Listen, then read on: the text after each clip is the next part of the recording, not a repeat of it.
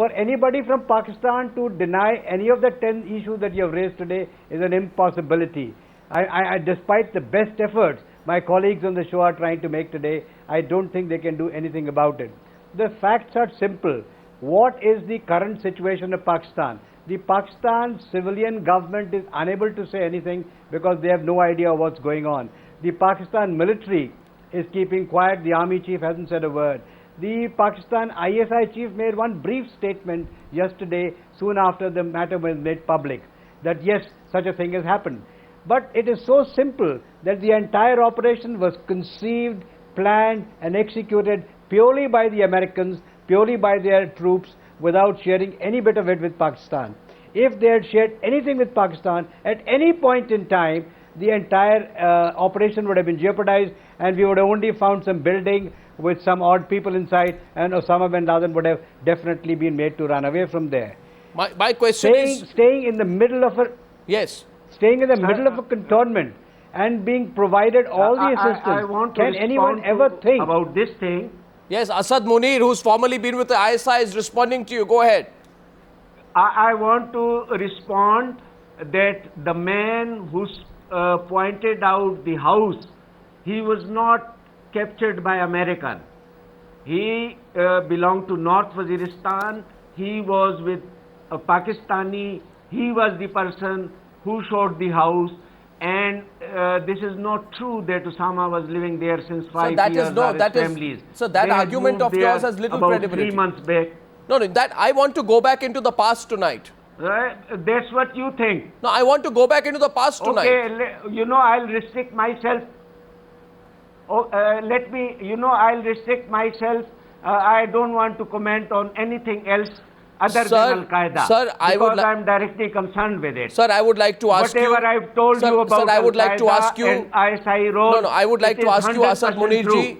Asad Munirji, all of India today wants to know, where is Dawood Ibrahim? A lot of India today is saying India must go surgically after Dawood Ibrahim like America has gone after Osama. We've had enough of Pakistan sheltering terrorists. You are asking a person... Yes. You are asking a person who has got nothing to do with it. I am restricting my argument only to Al-Qaeda because I was concerned with you have been involved. You have been involved with intelligence agencies in Pakistan. You have been involved with intelligence agencies in Pakistan. In Khyber Pakhtunkhwa. Sir, but in that context... Pakhtunkhwa and FATA. Sir, you know about the role of the Jaish-e-Mohammed. Put things in little context. No, I think the issues Khyber Pakhtunkhwa and FATA.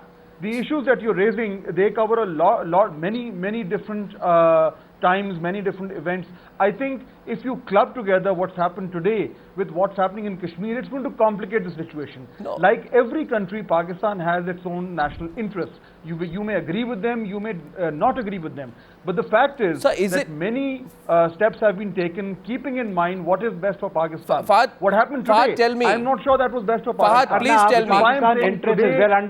Today is an embarrassing day for Pakistan. Yeah, Fahad, tell me. We've done many things which I think, one way or the other, have been in Pakistan's interest. Fahad, tell me. Just see the record of people who have been Al-Qaeda people who have been caught, and most of them have been caught by people in Khyber Pakhtunkhwa from ISI. You should check the record. Sir, and this can be confirmed by the Americans. And don't believe in these books written by people who suppose I don't believe the books. I want to take you on fact tonight. I will restrict you. If you know about the Khyber Pakhtun area, you know about the Jaish-e-Mohammed. And everybody knows that for years. I don't know. Jaish-e-Mohammed has never... Now listen to me. Jaish-e-Mohammed has never operated in Khyber Pakhtunkhwa. Sir, you should be knowing it. Sir, you would know that the Pakistani establishment has for years used the Kashmir argument to try and fool the Americans that it is because the Indians are tough with Kashmir, hence we need to keep supporting the Taliban. My question to you tonight, and if you don't want to take it, then Fahad, I want you to respond. I remember that there was a huge bombing in October 2001 in Kashmir. And after that bombing had happened, Indian intelligence gave Parvez Musharraf a recording of a phone conversation between Jaish leader Maulana Masood Azhar, released after the hijack, and the ISI director, and that's why I'm asking you, sir, that question, because you've been with the ISI, in which Masood Azhar reported the bombing is a success. We gave you a telephone recording of an intercepted conversation between the Jaish-e-Mohammed leader and the ISI director. What did you do? Nothing. Sir, like you did nothing on Dawood. I told you that I have been in...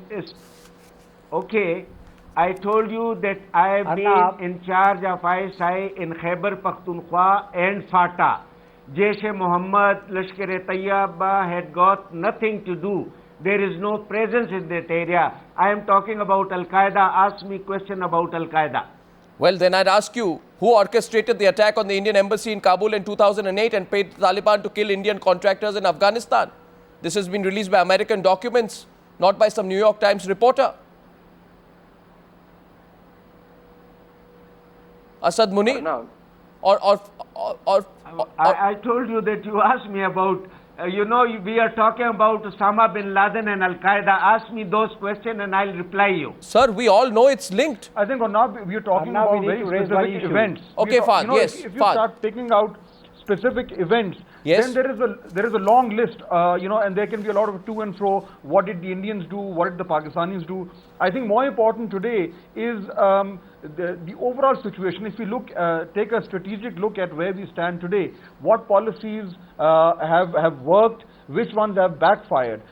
My point is that what's happened today is something which needs an answer. Today is an embarrassing day for Pakistan. There needs to be a very credible explanation of why it happened. However, if we club this together with what's been happening in the last 10, 12 years, if we start picking out on institutions, specific institutions, that's not going to take us anywhere. No, but there has been a lot of collaboration. Fahd, ISI has done a lot of good work. It's looked after Pakistan's interests. You know, you can pick holes in all intelligence agencies Fahd, all across the world. Fahd, if Pakistan had acknowledged... Purpose, but if you step back, I think you see a bigger picture. Fahd, I'm asking you today, you know, you are one of Pakistan's top journalists. If Pakistan had acknowledged that, yes, you know, we've been going the wrong way, for not now, we've been going the wrong way for 20 years, then nobody would have asked the questions. But Pakistan's refusal, which is forcing these questions to come even sharper, and everyone's going to draw the links, not just India. Yes, Jaydev Ranade wanted to respond. Mr. Ranade.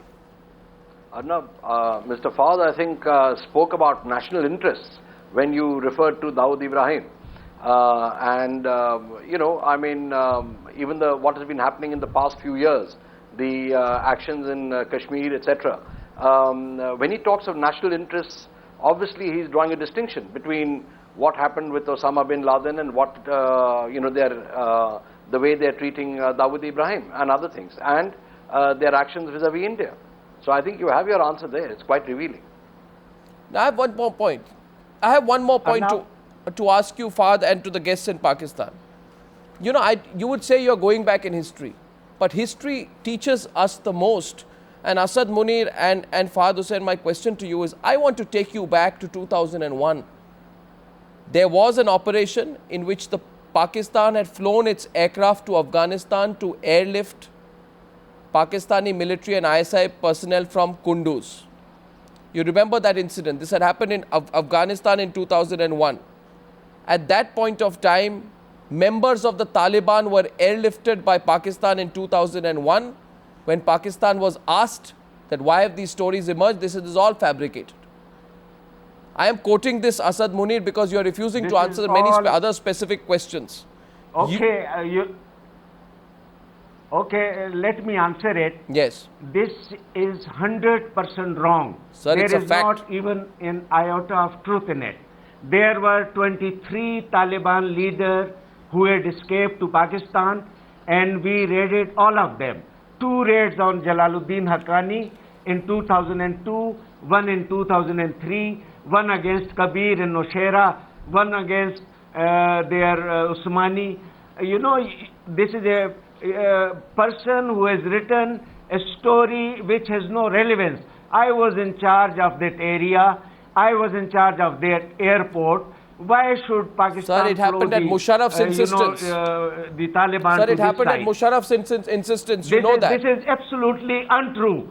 Sir, an unknown number of Al-Qaeda and Taliban fighters were part of the exodus from Kunduz. You know that tonight. I'm raising this 10 years later, but you know it for a fact because you were in the agency then. No, you know, it is... No, now let me tell you. You know, the first time the Al-Qaeda people came to Pakistan, they came in 2002, March 3rd week. The first operation was launched in 4th week of March 2002. And throughout 2002 and 2003, Sir, we arrested 280 people. Sir, and whatever sir, my question is very simple. Which you are referring to. My question is very simple. Okay. Today, you know, every single lie that we put out, you have denied. You deny 26/11. You deny the involvement of the state. You deny the role, in Kargil. I'm not denying. No, but you know, I'm talking about Al-Qaeda. No, you're talking about Al-Qaeda, but I'm drawing a link. You cannot pick up today 10 such Indian lies. The world will not put it up, but everyone can pinpoint Pakistan's lies. 26/11. I'm talking about, you know, I'm talking about the things which I know, and I think which you have read and I've seen. That is the difference. Sir, 453 Pakistani soldiers shown killed. 453 Pakistani soldiers shown killed in the Batale Kargil sector in Jammu and Kashmir were tucked away in a list of thousands of personnel killed while on duty in the Shuhada's Corner, that is the Martyrs' Corner of a Pakistan Army website. How many more facts do I need to put out tonight? I'm only asking you tonight. Somebody in India is going to stand up and say, listen. Sir, you are mixing up things. Give us Dawood. You know, you are taking Kargil, Bombay. Let's talk about Al-Qaeda.